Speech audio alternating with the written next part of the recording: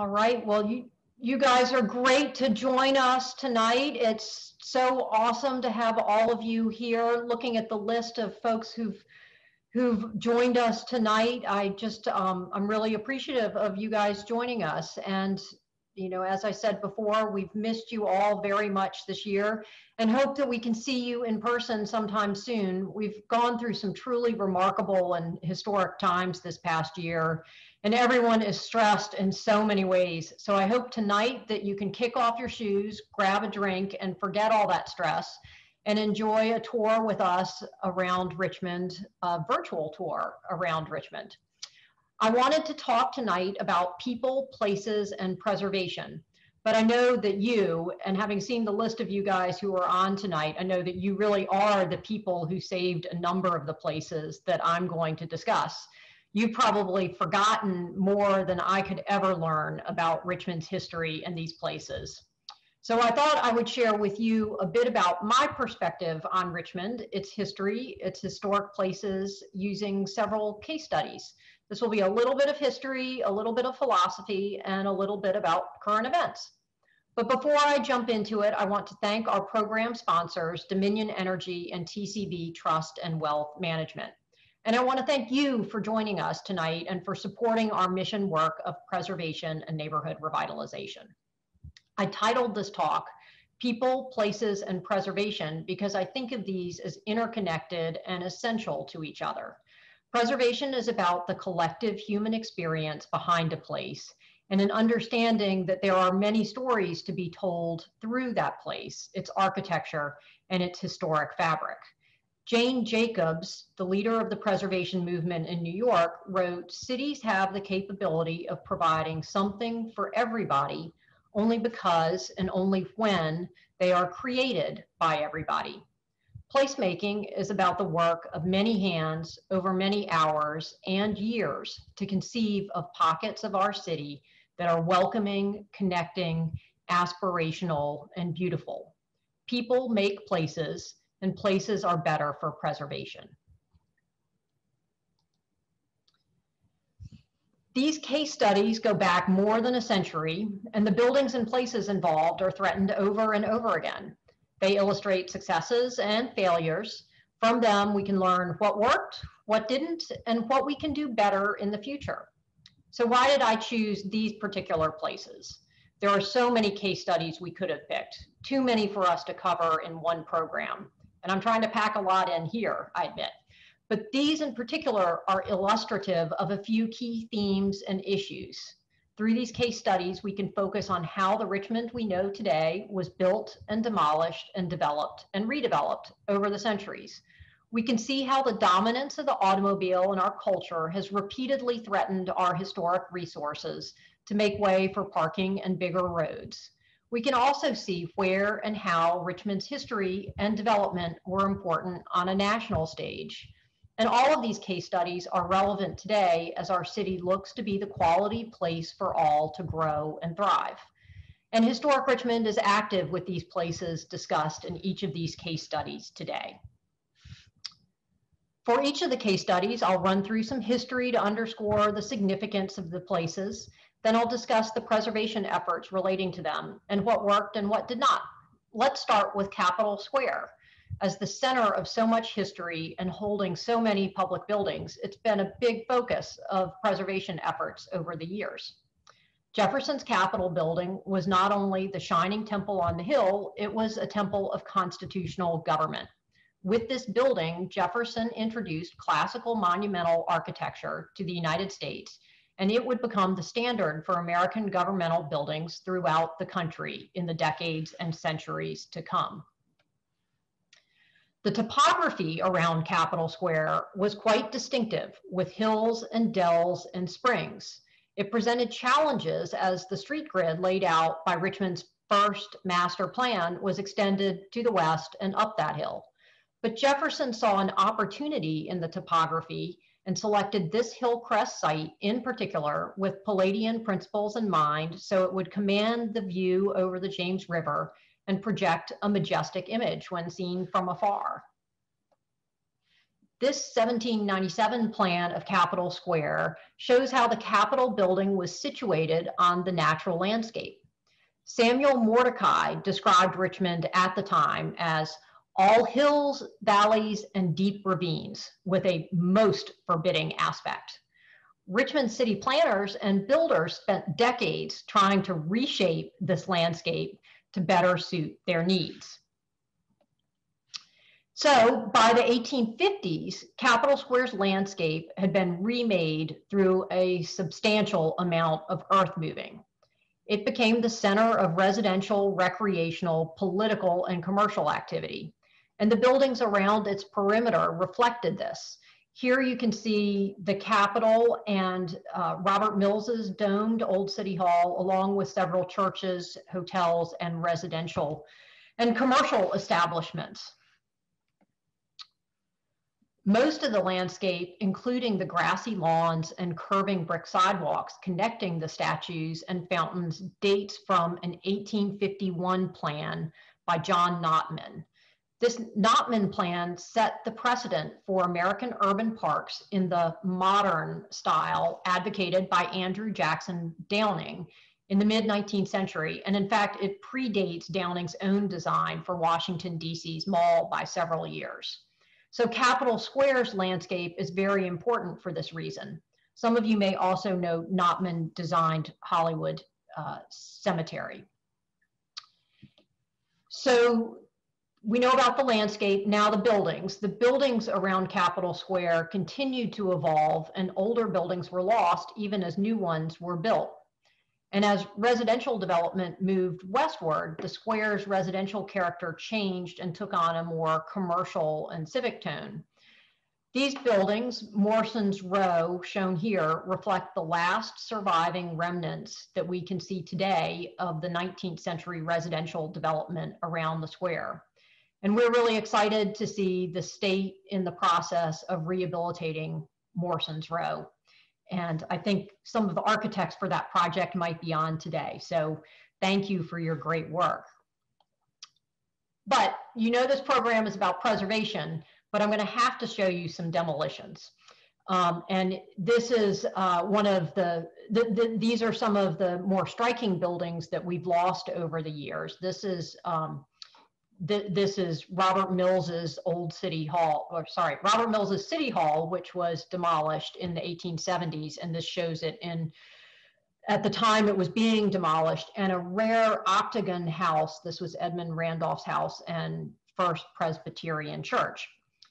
They were demolished to make way for something quite glamorous. That was Elijah Myers's Old City Hall, and it was built in the Victorian Gothic style. It's a singular building in Richmond with one of the finest cast iron interior spaces in the country. Its architect designed 5 state capitals, and his design here is an expression of the vitality of a thriving Victorian Richmond, unique in style and unique in the city. It was built entirely with local materials, Virginia granite in particular, and labor. And for the first time since the Civil War, both Blacks and whites worked cooperatively together on a project of this scope. While the Victorian Gothic architecture was solid and strong, its fashion was fleeting. In 1895, only a few years later, a new state library returned to Jefferson's classical principles. This building reflects the first expansion of state government into spaces outside of Jefferson's Capitol building into the space of and within Capitol Square. The Capitol itself was expanded several years later by adding 2 new wings. That was 1904 through 6, designed by the Peebles firm. And the Executive Mansion was expanded a few years later.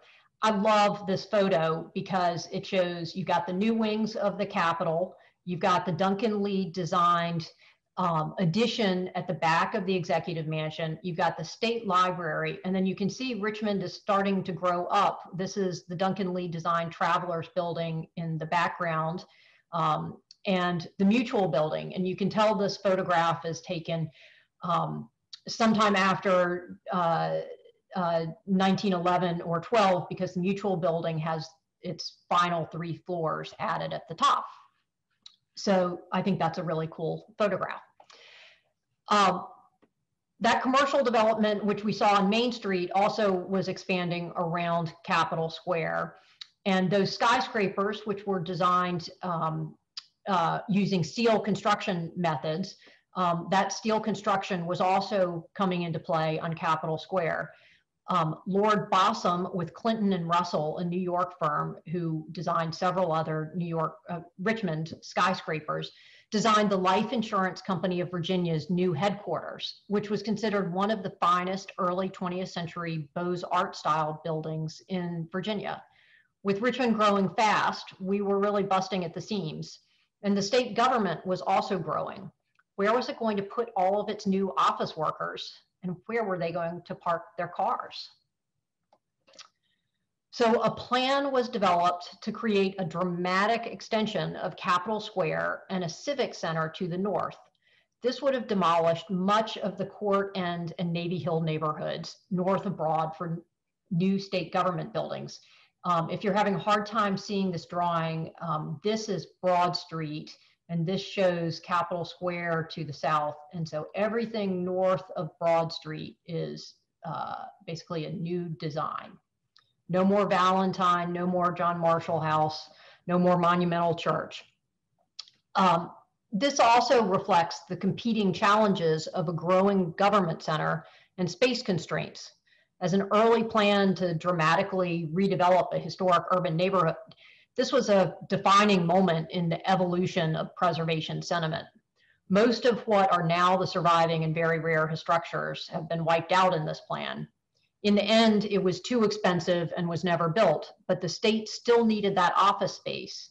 And if you note down here in the bottom right-hand corner, you'll see a new building within Capitol Square. That was this new state office building. Today, we could admire the quality of it, its classical design principles and fine cornice, but it was built over the strong objections of Jefferson scholar Fisk Kimball and preservationists.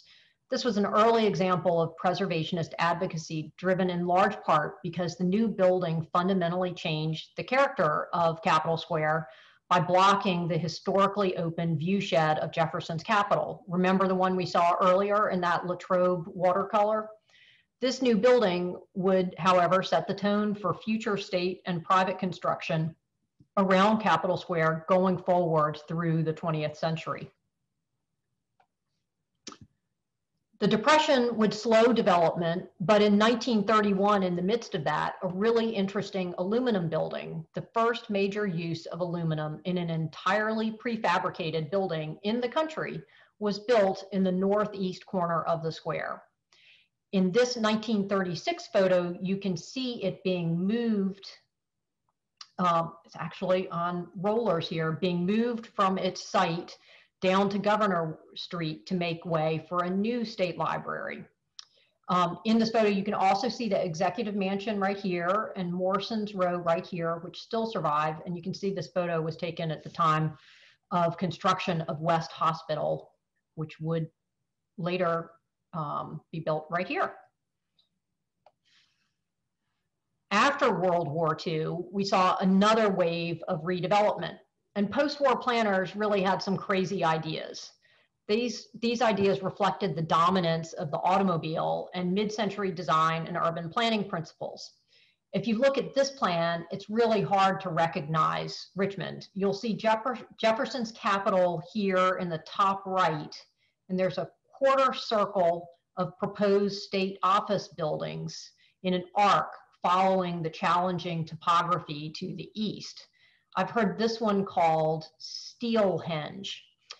To the left of the Capitol, you will see the Life of Virginia building, right here. It now has a 1923 high-rise addition also designed by Clinton and Russell. And you see the Patrick Henry building right here, where the aluminum building had just been from the site where the aluminum building had just been relocated. But this spot right here, that's where City Hall, old City Hall is supposed to be. It's gone. It looks like a plaza here, but the search for parking in the mid-century became a driving quest, and this parcel was ultimately proposed for parking. And then this is Broad Street running diagonally here. If you look at this area north of Broad Street, much of this area is also remade quite dramatically. Right here, you can see the public safety building, which was then a new public safety building. It actually interrupts that historic street grid of Clay Street right here. And in recent events, you may have seen that City Council just approved moving forward with a project that would actually demolish this public safety building right here, build a new tower on this site, and actually reopen that Clay Street and the historic street grid here. I think restoring the street grid is really a good thing and a long time coming. You can see how these super blocks that were developed in the past have created problem areas for our city. So part of Steelhenge was built, and you can see it here in this plan. I've heard this plan called the Hanging Gardens of Babylon. It would have put an office building and structured parking in the hillside below the Capitol. Fortunately, this was never built, but you can see that it continues the trend of manhandling the landscape of Capitol Square into something less than natural. And it's clear from this plan that the state wanted a parking deck on Capitol Square. Some of the ideas expressed here were ultimately incorporated into what was built two decades ago, most notably a Bank Street entrance to the Capitol. We were lucky to have the voices of preservationists heard in the design of what was actually built. Perhaps the voices of preservationists were heard because of their success in saving Old City Hall. Here's what happened. And this is just a brief summary. It was a long saga. But in 1976, the city offered the building and the surrounding streets for sale. In 1978, the state offered $3 million for them without any preservation protections. Remember that desire for a parking deck on Capitol Square? HRF mobilized public opinion. There were bumper stickers, buttons, posters, even a TV documentary was produced. Because of the building's history, public opinion to save Old City Hall cut across racial and class lines. HRF secured an option from a preservation developer and a cash deposit in order to compete with the state's bid. Our offer was for a lot less, but it was only for the building, which would allow the state to buy the streets. The benefit for the city was that the building, as a private development, would go on the tax rolls for the first time, generating additional revenue for the city. That desire to convert government-owned property in the city center into tax revenue producing property is still important today. A steady barrage of citizen requests to city council members was capped by passionate appeals at a city council meeting. City council rejected the state's offer, but they refused to consider our option. 6 months later, the Chamber of Commerce recommended a compromise with the state acquiring the building, but with HRF acquiring a long-term lease. This preserved the building, but gave long-term control to the state. Now, the summer of 1979, HRF embraced this proposal. Volunteers started telephone trees, and some of you guys are on this call tonight, and sent mailings. Over 1,100 people permitted their names to appear in a full-page newspaper ad asking City Council to save Old City Hall. While City Council never responded, they did express a desire to preserve Old City Hall, and that led the General Assembly to approve a new offer incorporating Historic Richmond's lease in 1980. Our development partners moved forward with our offer and completed negotiations with the city and the state. City Council finally approved that package in October 1981, and the building was restored. This process took many years. There were many opportunities for this effort to fail.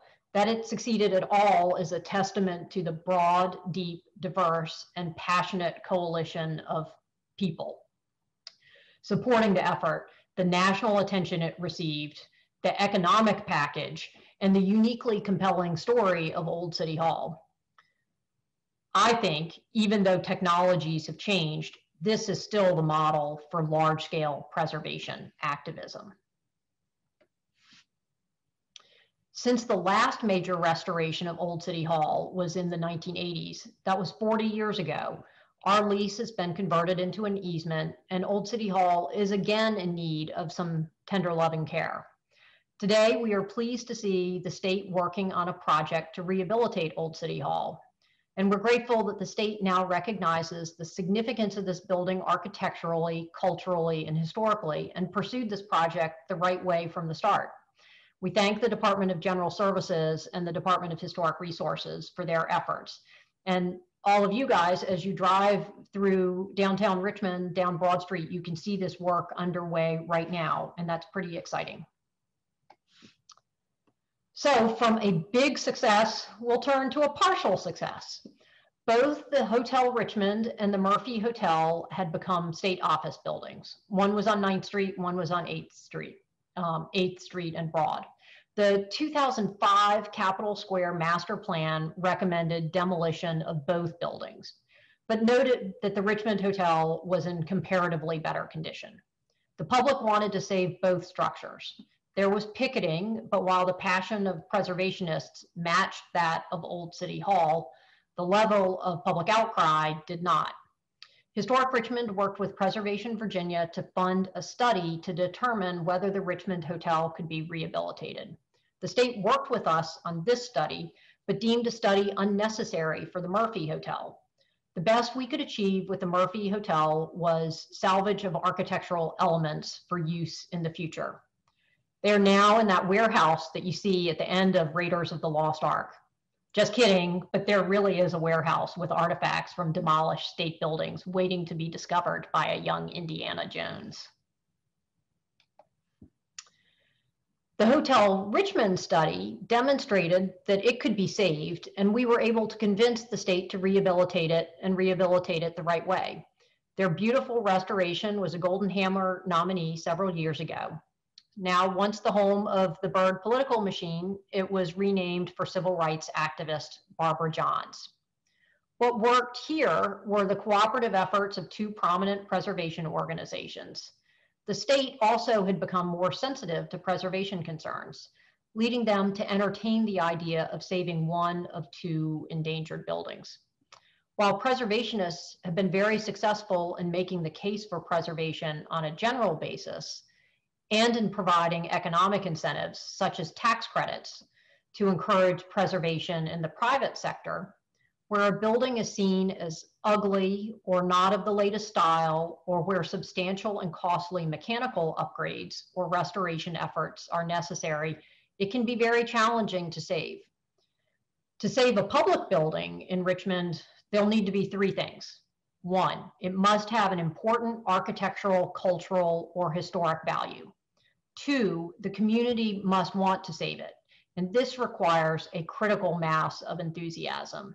And three, there must be a viable plan to address costs of saving the structure. Tax credits can help in private projects, but public projects are different. When there are two significant structures under discussion, as with the Murphy and Richmond hotels, preservation efforts are often diluted and focused on one of those structures. That 2005 master plan also recommended demolition of the Zinke building and relocation of the aluminum building. Those three tests were not met for these buildings. Remember that warehouse I mentioned? Young Indiana Jones can find the Zinke building doorway there. This is the last of our Capitol Square case studies, and I view it as a success.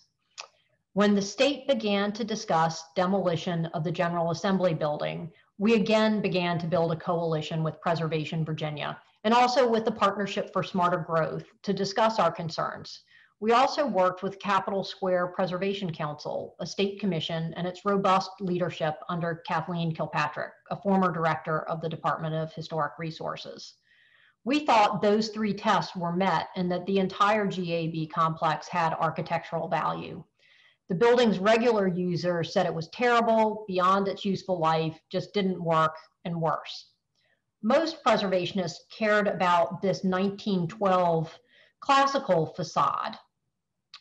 They cared more about that than the 1923 Clinton and Russell Tower or the 1964 Marcellus Wright modernist building. We loved all three of them and tried to save them all. But that 1912 facade is unique in Richmond, and it is so beautifully executed, making it the most likely element of the structure to be saved. And here, if you can see on your screen, it's got these wonderful column capitals with eagles and winged horses and cherubs at the top. It's just really beautiful. We sent letters to the General Assembly, the governor, lots of people. We raised awareness of the building and our preservation concerns, but we did this subtly by writing architectural histories and referencing it in our lecture programs like this. Less subtly, we nominated it to Preservation Virginia's Most Endangered list. This got a lot of publicity, but rather than jumping in front of the media at every opportunity, we stepped back, referring media inquiries to an architectural history on our website. We spent a lot of time strategizing about the right level of public pressure to apply. There was a limited pot of money for the General Assembly building, the restoration of Old City Hall, and for a new parking deck on the site of the Murphy Hotel. The state's finally getting that parking deck. We did not know whether the planned restoration of Old City Hall might suffer for being tied to this project. The public pressure that we applied, though more subtle than that applied for the Murphy Hotel and Old City Hall, we didn't pick it, there were no buttons. It was noticed, however. In the end, that media attention, coupled with a study showing that the facade of the 1912 building could be saved in a cost-effective manner, and the desire for a quality building respectful of Jefferson's capital, ultimately were what saved this important facade. The new GAB, shown in this rendering by the Robert A.M. Stern architects who designed it, is shaping up to be one of the most beautiful buildings in Richmond. I believe that it will leave a lasting and positive architectural legacy from our time. This rendering of the building is really lovely because it shows the consistent cornice line that extends from the Patrick Henry building over here on the right through Old City Hall, through the 1912 facade. It's been incorporated in the new parts of the GAB building and around the north side of the square. Sometimes it's just being on the right frequency rather than maximizing the volume that can save a building. So the Capitol Square case studies are all about advocacy around public buildings and spaces. This next case study reflects how preservationists can successfully work with another type of partner. This is Mason's Hall in Chaco, owned by Richmond Randolph Lodge number 19 since 1787. So long, you can't even find a deed in the property records. In 2014, after replacing a leaky roof, the building began to dry out and an issue with a roof beam appeared. A brace was installed to stabilize the building, but it was temporary. A permanent fix was needed. Why was Mason's Hall important to save? It is one of the oldest surviving structures in the city. It was the first purpose-built Masonic building in the country, and it's the longest continuously occupied Masonic building in the country. In its early days, city council and city courts met here. Religious denominations that did not have their own meeting halls met here. It has a long list of people and events with which it is associated. In many ways, its history is intertwined with that of our city. And its history is yet to be studied in the depth it merits. That history would be a lot more challenging to understand if the building were lost. We learned of the roof issue in 2015 and explored how we could help. There were a lot of meetings, years of meetings. Yes, it involved suits shuffling paper, but it also involved putting in longer-term preservation protections, such as an easement and city old and historic district status, as well as Historic Richmond support for structural engineering for those beam repairs. We needed a structural engineer to investigate the issue and develop a solution. We conducted an RFP process, and the masons engaged Randy Tritt of Balzer. Here you can see the roof structure as 3D laser scanned by Prolog Systems, including the beam at issue right here. And see that ladder right there? That's the only way up to the attic. I would rank climbing that ladder right up there with climbing the mast of a sailboat in the middle of the Atlantic Ocean. It's pretty scary. Who can imagine a meeting like this today? No masks. What were we thinking? Well, this was 2017, and the structural soundness of Masons Hall was then our biggest concern.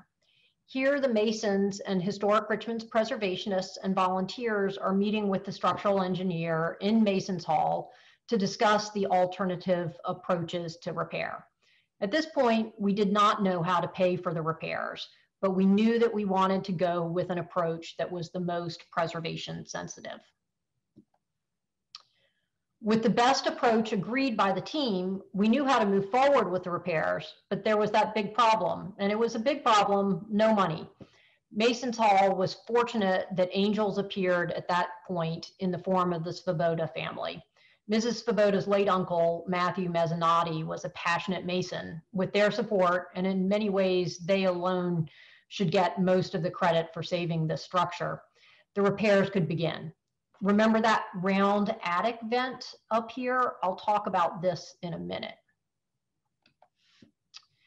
Here you can see the problematic beam before and after the repairs. The repair involved encasing the beam in steel so that we could preserve the historic fabric of the historic wooden beam. Each of these steel beams had to be hoisted up into the attic through that round vent that I showed you earlier. And once the beams were put in place, each floor needed to be jacked up to re-level the beam once the steel was in place. Here's some of that structure for jacking. And as the work was in process, we found an issue with another beam. Finally, both beams were repaired and completed in the fall of 2018. And so here's probably the only time you'll see the attic of Masons Hall. So after the beam repairs were done and the building had been stabilized, we moved on to sealing the envelope. The building had not been painted in 40 years. 40 years, that's older than my entire preservation team. Here you can see paint conservator Susan Buck and window specialist Dixon Kerr discussing where to take the best paint samples.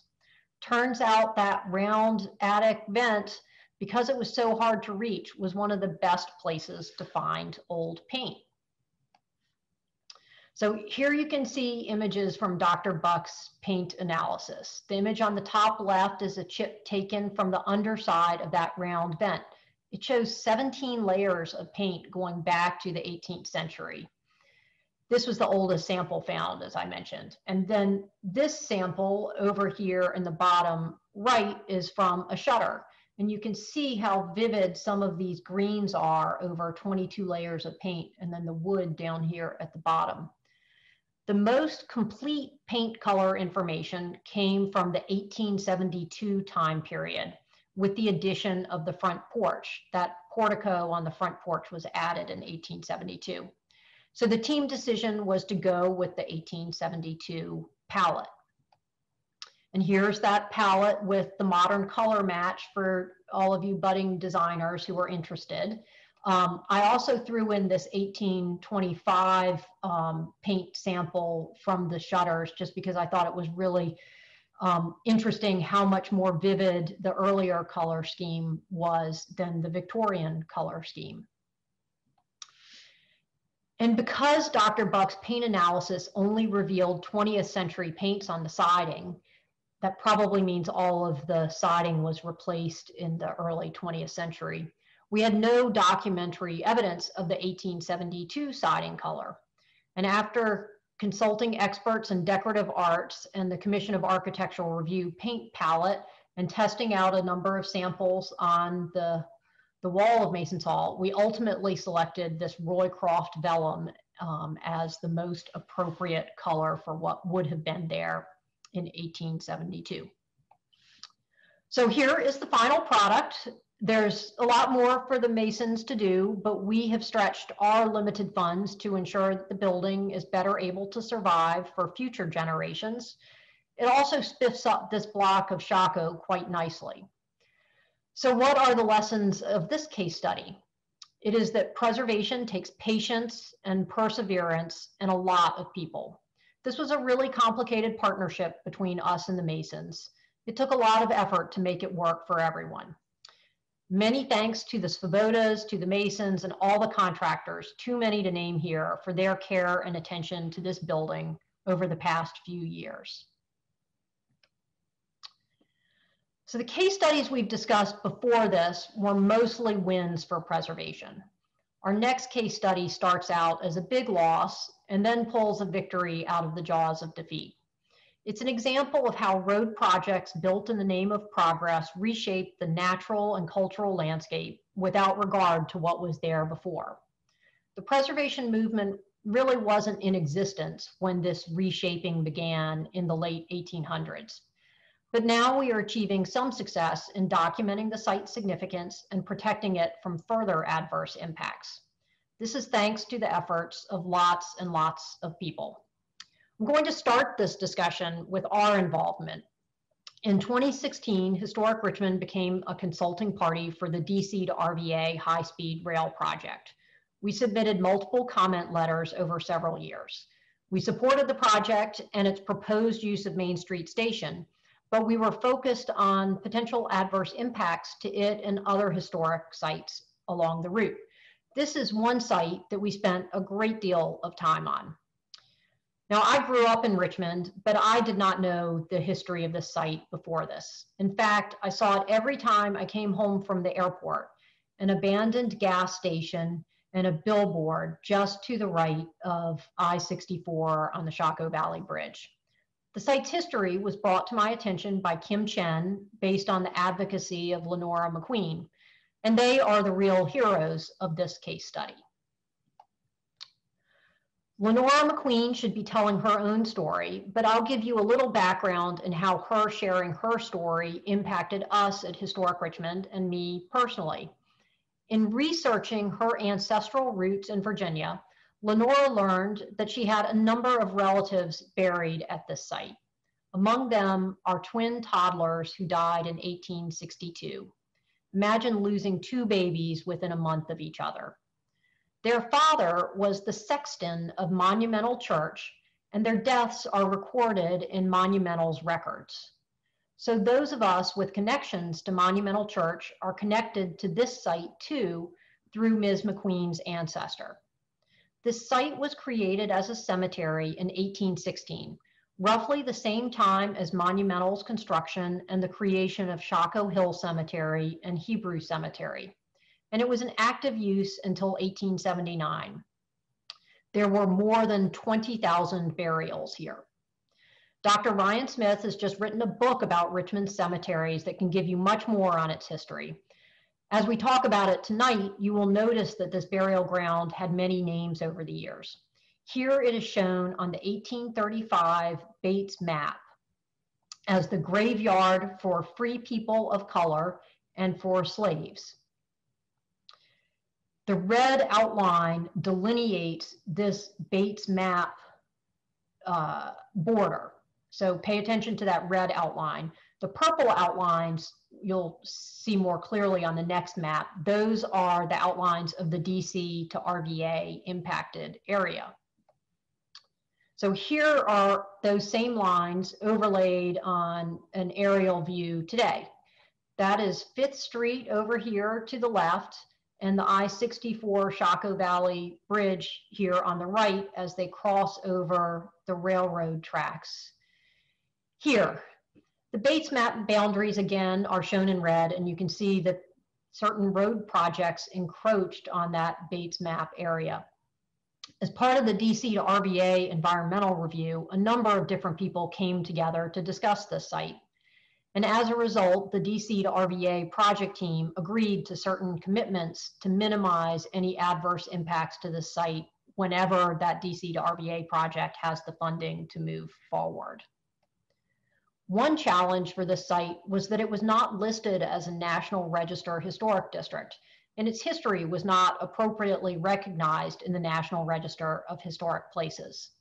In fact, of the 250 or so National Register listed sites in Richmond, we counted only 23 as being associated with the Black community. We're excited to support a new listing that will include this site. Dan Moyer wrote the preliminary information form that was advanced by the Department of Historic Resources last fall, and the listing had the longest list of supporters I've ever seen. Here you can see an area of that proposed new district in darker green. And here's a closer look, though. Lenora, if you're listening, I'm going to tell everybody, I'm not sure these are the exact boundaries of the National Register District, but just take this as a more or less, those are the boundaries. And it includes the Chaco Hill Cemetery, which is still in existence, you may be familiar with. It's individually listed. The Alms House, which is also individually listed, and Hebrew Cemetery, which has got the most beautiful ironwork, which is individually listed. The additions, and the really important additions, are the Chaco African Burying Ground, the Powder Magazine, the City Hospital site. So there are a number of new and important sites that will be included in this new listing for National Register District. So I showed you the Bates map earlier. Here are two more maps showing the site in the 1850s and the 1870s. Now, I love maps. I think it's fascinating studying them. And Ms. McQueen actually has a wonderful PowerPoint presentation that shows the story of this site in maps, 50 or so maps. It's just fabulous. And how it shows how it gradually disappeared from those maps, even as the number of burials at this site were increasing.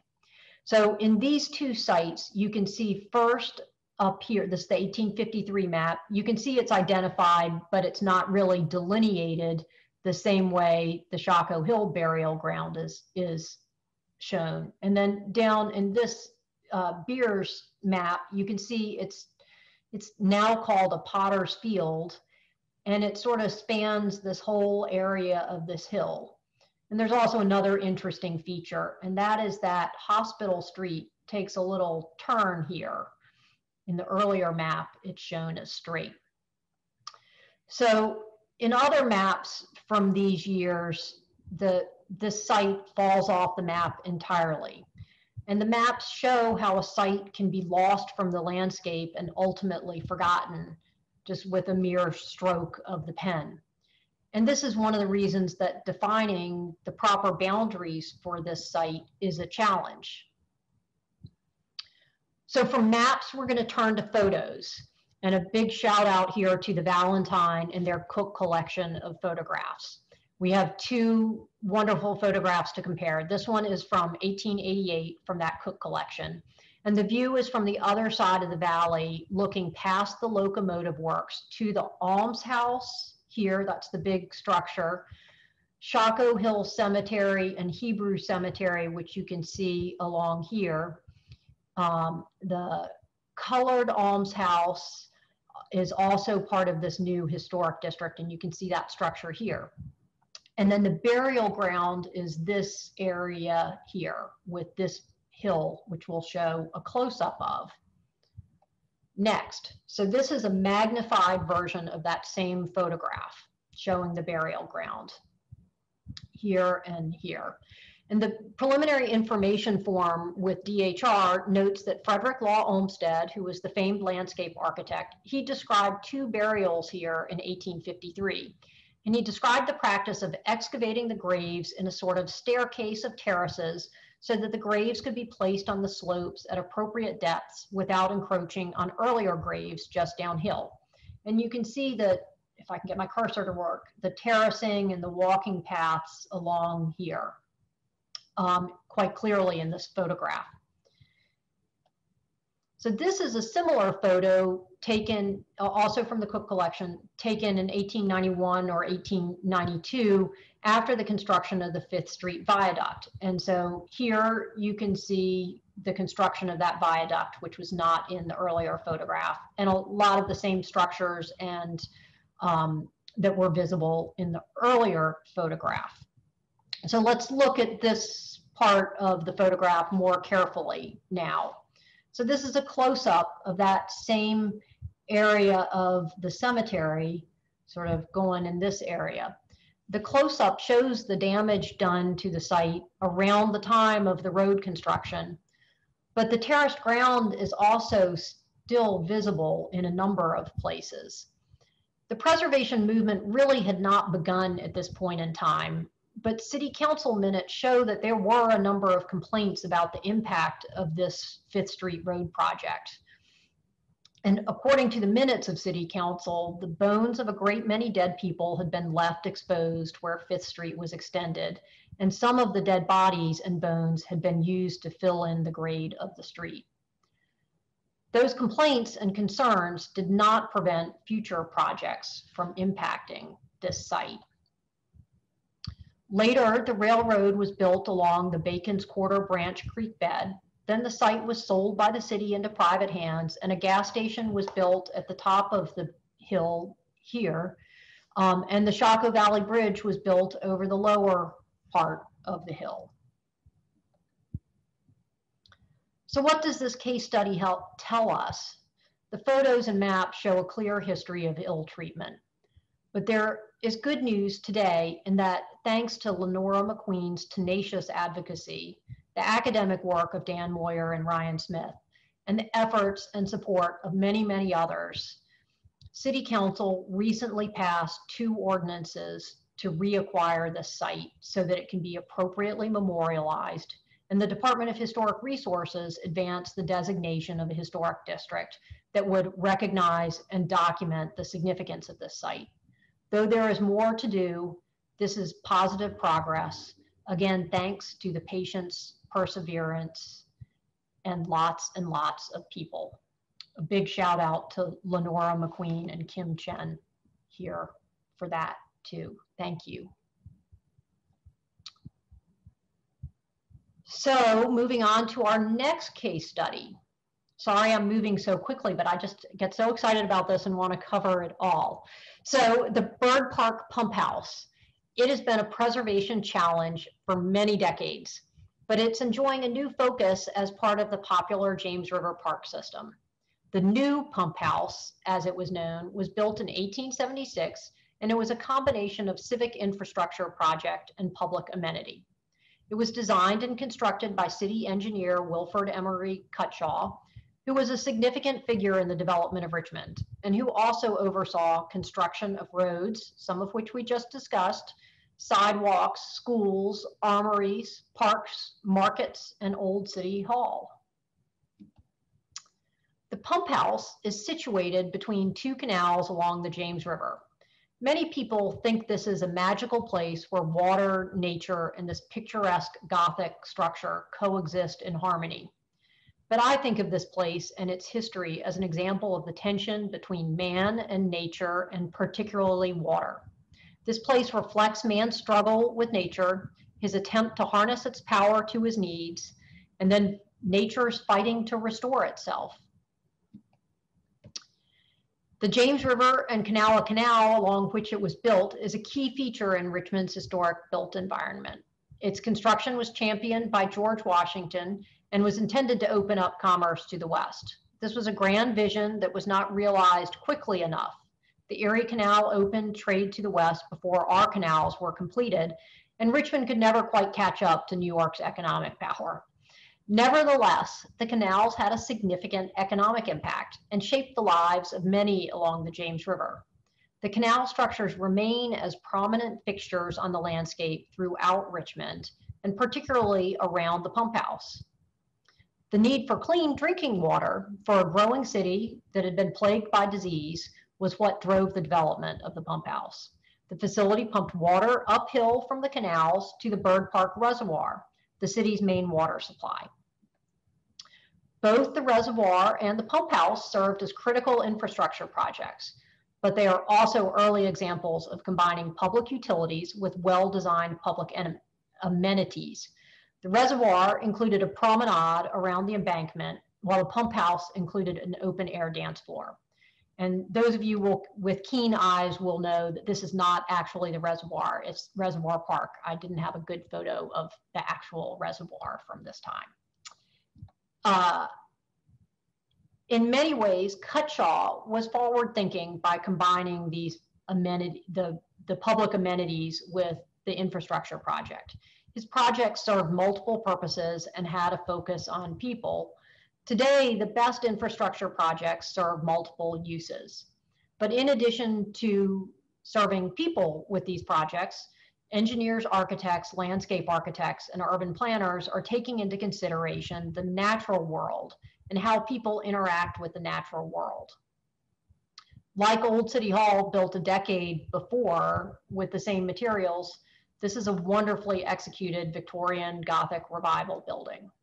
For 45 years, between 1883 and 1924, Richmonders could board a flat-bottomed boat at 7th Street and ride up the canal to the pump house and its open-air ballroom, which you can see here in the south-facing facade. And it was quite the popular social venue.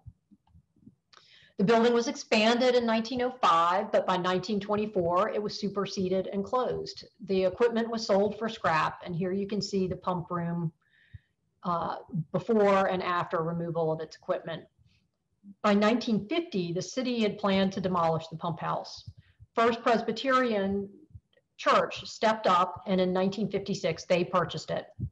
They held it until the 1970s when it reverted to the city.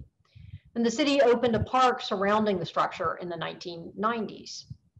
In the 2000s, Historic Richmond worked with the city to identify a preservation solution.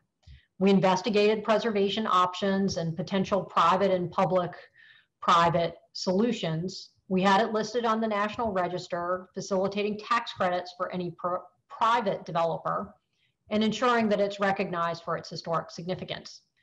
But we were unable to identify a viable private development solution, and the financial crisis limited the city's bandwidth to focus on such an effort, and our partnership fell apart more than a decade ago. More recently, though, we've tried to raise awareness of its special qualities and have funded the repair of an archway. Here you can see that work being done. And we're again focused on the pump house. Here you can see us on a recent site visit with several of our current partners, the City Department of Parks and Rec, the Friends of the Pump House, and the Department of Historic Resources, discussing several different projects: window restoration, roof and floor structural repairs, and accessibility. Remember that massive open air social pavilion? When you're in it, you can't help but contemplate the natural world so close to you. What a great place for education, particularly environmental education, in today's world. We would love to provide a space here to educate school children and visitors on the history, natural resources, and conservation aspects of the James River and the James River Park system.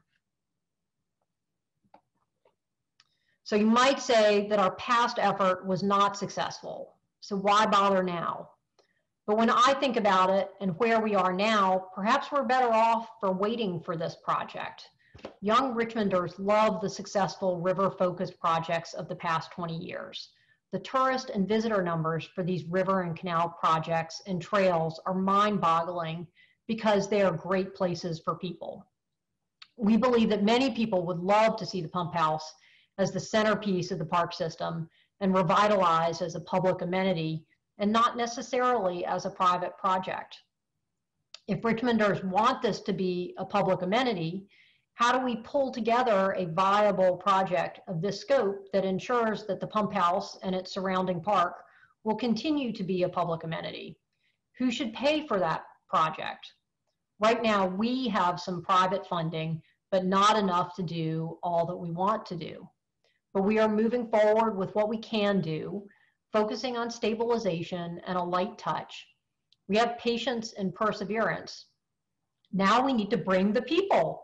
I'm hopeful that as we and our partners build awareness for this project, enthusiasm for it will build along with its prospects of success.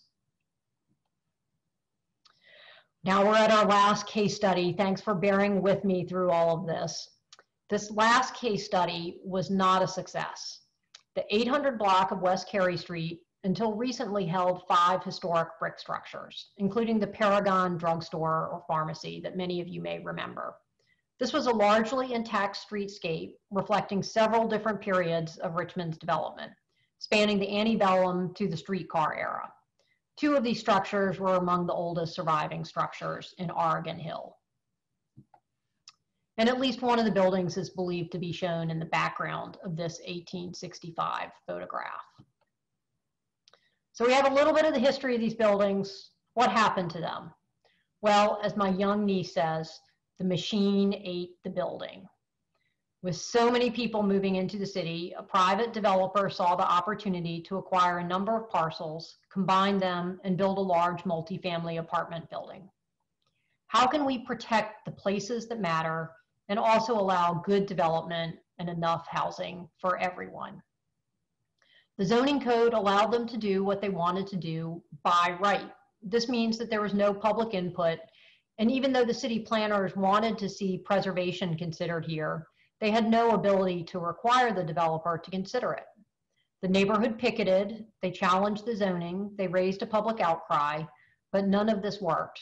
We met with the developer and presented our case for preservation. None of these approaches worked. The lesson here is that people need to weigh in early at the time planning happens. By the time the neighborhood heard about this project, it was already too late. As the city grows, we will lose more historic buildings. We see in Richmond BizSense an announcement every week about a project like this. The city just adopted a new master plan, and there are a lot of great things in the Richmond 300. But as with any plan, there are things to keep an eye on. An overhaul of the zoning ordinance and rezonings will follow, and people will need to weigh in if there are places that they care about and that they want to save. We've been asking for additional consideration before demolitions and for people in the community to have a voice in planning decisions. We also need to incentivize and demand higher quality developments. Above all, if something important is lost, it should be replaced with something better that will help define a great future architectural legacy for our city. If we don't remain vigilant and demand better quality design, construction, and a focus on placemaking, our future architectural legacy may not be worth saving. Once a building is lost, it's really easy to forget that it ever existed. We lose the connection to the collective human experience behind it and to the stories that that building can tell about us and about the generations that came before us. When a building is lost, we lose a tangible connection to the past and the people who were once connected to those places. Our historic buildings reflect the skills of those who made them. These buildings also bear the scars of the people who once walked their halls. Laborers and artisans live on in their construction methods and architectural fabric and details, from handmade bricks to handmade nails, to hand-carved columns and corbels, to plaster ornament shaped by the hands of immigrants, to granite excavated from nearby quarries and hefted into place by strong hands, to the worn boards of the stair steps reflecting the footfalls of our ancestors. In each of these architectural elements is evident the strength of those who came before us. People make places, and places are better for preservation and the people who care about them. Whether it's the unique architecture of Old City Hall with its compelling story of construction and place and cultural history, or the public landscape that has been the center of our city's political, cultural, social, and commercial life for more than 2 centuries, or the magical union of public infrastructure project with a dance floor on a historic canal in an urban wilderness, or the resting place of 20,000 souls, or the sense of loss suffered with the demolition of a rare row of historic structures. Each of these places connects us to our past and to other people. The people who built them, the people who used them, the people who saved them, and to future generations who want to understand who we are and were. We are grateful for all you do to make Richmond a great place, the unique, beautiful, and authentic place that we all want to enjoy. So thank you for your time and for caring about Richmond. And I think we have a minute or two for questions, and I'm gonna check and see. Please forgive my technological ineptness as I try to do that. And if anyone has any questions that they'd like to ask, please feel free to enter them in the Q&A right now. I've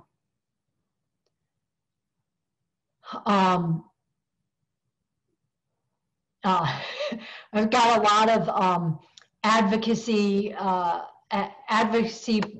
comments here, all of which we've been focused on.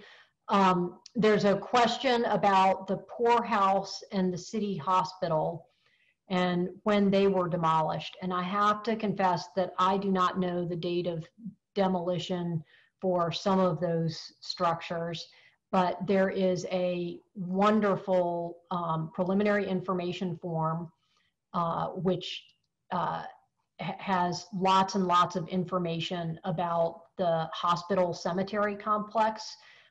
There was also a gallows in that area. They were all built around the same time and were connected. And someone actually asked about the name or author of the cemeteries book, and that's Dr. Ryan Smith, and he also has been giving a number of talks. I know I watched one with the American Civil War Museum, and so I encourage everyone to attend one of Ryan Smith's talks and check out his book. And I guess